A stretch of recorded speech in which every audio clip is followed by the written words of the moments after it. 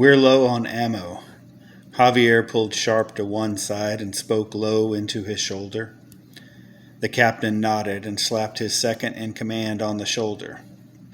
We'll make do, he said. Seamus Sharp watched Javier move back to the small group gathered by the gates. Javi looked tired. They all did. Less than 24 hours on the ground, and the parameters of the mission scope had changed. A rescue mission launched for a single female had turned into a cross-country run with 1,000 survivors, maybe more. Captain Sharp took a deep breath through his nose and let it out again in a long, deep sigh. That bad? Pam Ballantyne asked from beside him. He turned to regard the top of her head.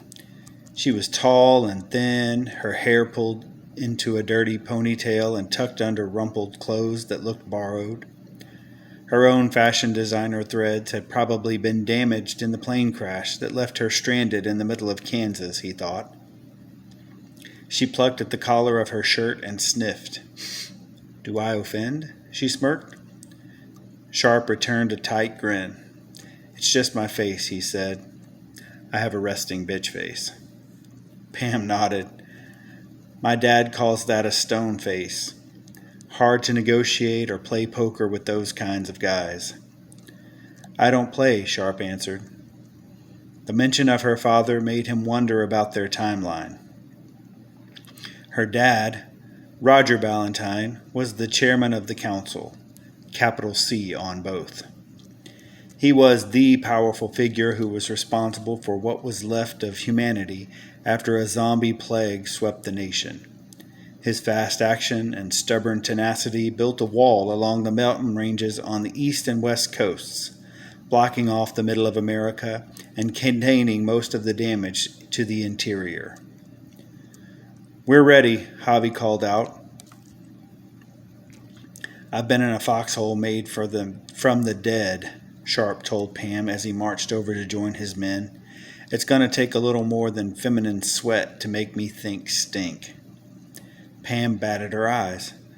Why, Captain, I do believe you'll make me blush.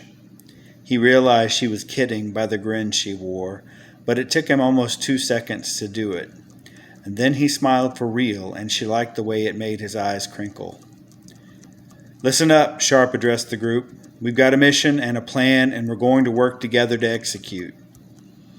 He found the man named Turner on the edge of the group and motioned to him. This man worked at a factory not far from here. He was pleased to see Turner didn't blush and didn't shy away from the public inspection his men gave him. The top of his bald head blushed crimson, but that was the only outward display he made besides a small wave of his hand. It was a bus factory, said Sharp. We have reason to believe there are buses there, and we're going to go get them.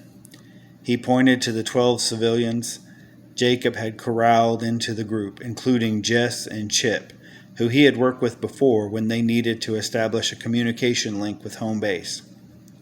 You are driving those buses back here. He moved his finger to the surviving members of his squad. We're going to keep you safe. Jess raised one of the arms crossed over her chest. This isn't class, miss, said Sharp. I can't help but notice there are more of us than there are of you, she said.